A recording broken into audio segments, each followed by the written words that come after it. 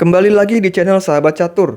Pada video ini, kita akan melanjutkan pembahasan salah satu partai terbaru pada turnamen Pro Chess League pekan ketiga, ronde keempat.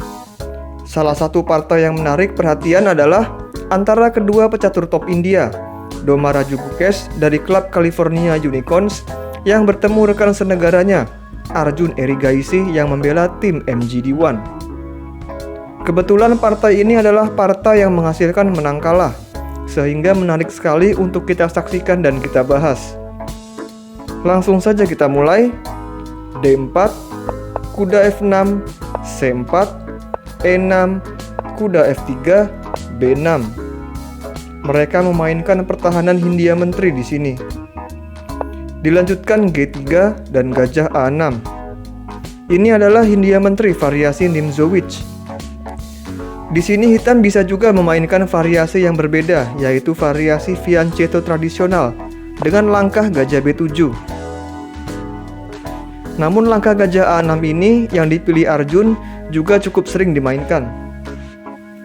Gajah ini terlebih dahulu mengancam pion C4 terlebih dahulu sebelum nantinya akan berpindah ke B7. Menteri C2, gajah B4 skak ditutup gajah D2. Menutup dengan kuda BD2 juga pilihan yang bisa dimainkan. Namun Gukesh ingin menukarkan gajah petak gelapnya yang jelek dengan gajah petak gelap hitam yang bagus.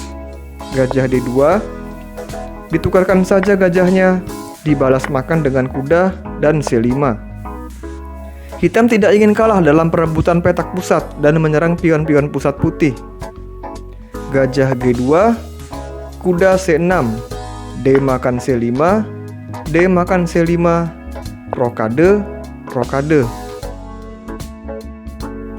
Sampai di sini posisi masih berimbang. Kedua pemain sudah menyelesaikan langkah-langkah pembukaan. Raja mereka sudah rokade, perwira minor mereka sudah berkembang dan siap untuk menggeser benteng. Mungkin bisa ke lajur C atau D. Mungkin lebih memungkinkan ke lajur D, karena kemungkinan besar hitam nantinya akan mendorong pion ke D5. Putih memiliki gajah kuat di G2 yang mengintip benteng hitam di sudut. Mungkin nantinya benteng hitam ini akan bergeser ke lajur B, C, ataupun D, tentunya setelah menteri hitam keluar. Menteri hitam bisa ke C7 ataupun E7. Kedua petak ini cukup aman bagi menteri. Lalu untuk putih nampaknya perlu memperbaiki posisi dari kuda di D2 yang masih belum terlalu aktif.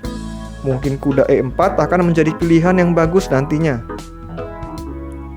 Benteng D1 dimainkan Gukesh, menteri B6, B3, D5.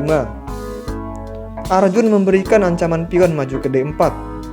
Dan jika itu terjadi, maka ruang gerak Gukesh menjadi lebih sempit.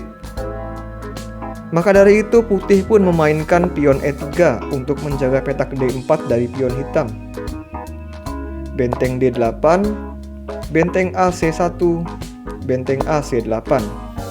Kedua pemain menempatkan bentengnya di lajur C dan D, di mana pertempuran akan terjadi di situ. A3 mencegah kuda hitam ke B4. D4, hitam sudah cukup siap untuk mendorong pion ini. Dan dari sinilah perang dimulai. E makan D4, kuda makan D4, kuda makan D4. Benteng makan D4. Kuda F3 ancam benteng. Benteng makan D1. Benteng makan benteng dan gajah B7.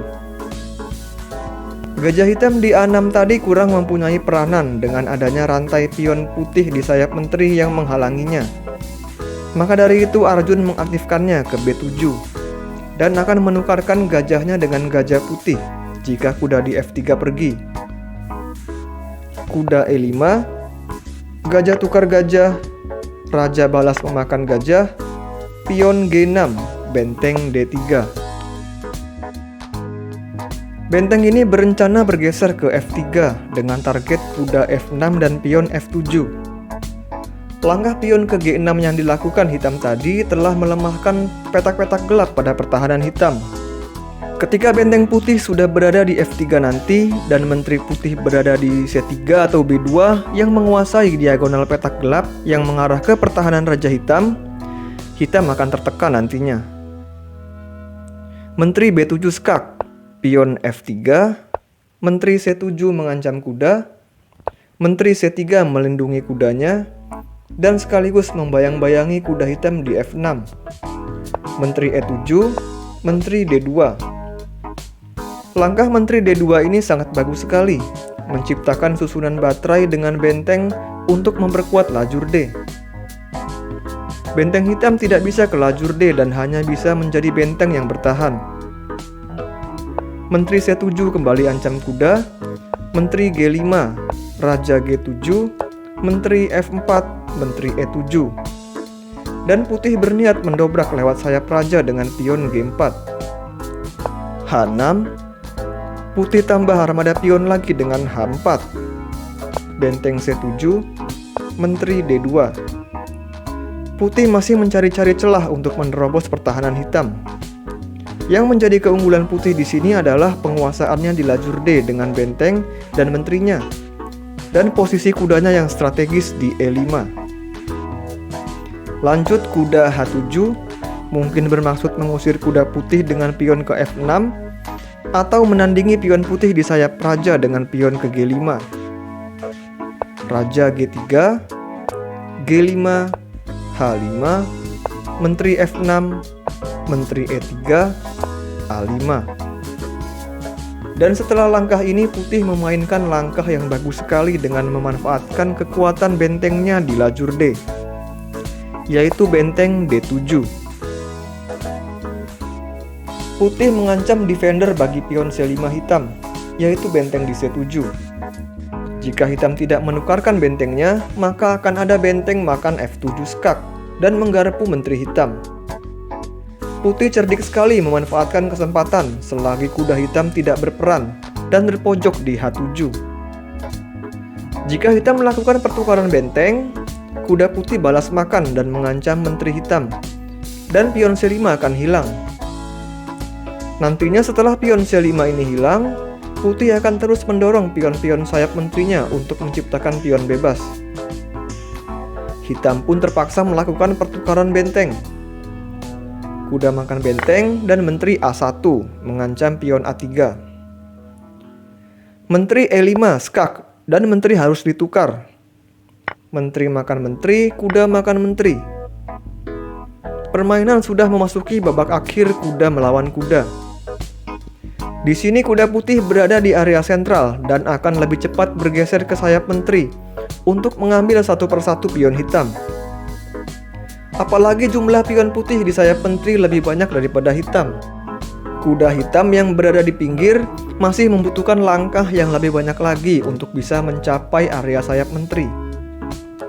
Putih akan dengan mudah menciptakan pion-pion bebas di sayap menteri dan semakin mudah meraih kemenangan. Kuda F8, kuda C6, Raja F6, kuda makan A5. Lihatlah 3 pion melawan 1. Hitam akan semakin kesulitan menghentikan laju pion-pion putih di sayap menteri. Raja mendekat ke E5, kuda B7, kuda D7, A4, F5, A5. Keunggulan putih semakin bertambah dengan laju pion di lajur A ini. Raja D4, G makan F5 terlebih dahulu, E makan F5, kuda D6. Putih memancing raja dan kuda hitam untuk bergerak ke area sayap menteri untuk mengejar pion-pion putih yang akan promosi.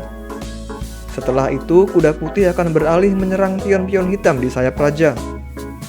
F4, skak, Raja F2, Raja B3, A6, kuda B6.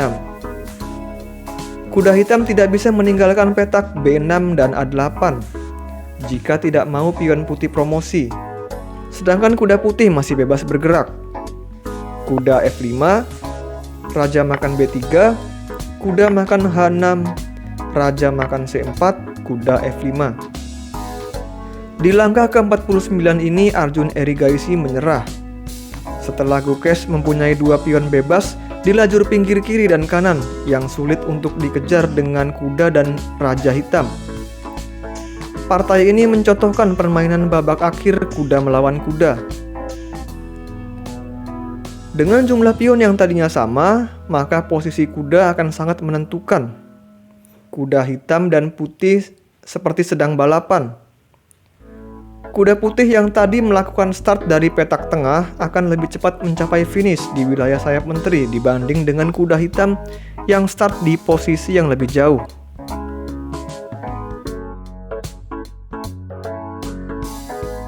Sekian pembahasan pada video ini, semoga memberikan manfaat bagi kita semua. Jika kalian menyukai pembahasan dan analisis pada video ini, silakan like video ini dan subscribe juga channel Sahabat Catur agar channel kami dapat lebih berkembang dan bermanfaat bagi seluruh penggemar catur di Indonesia. Terima kasih telah menyaksikan dan sampai jumpa.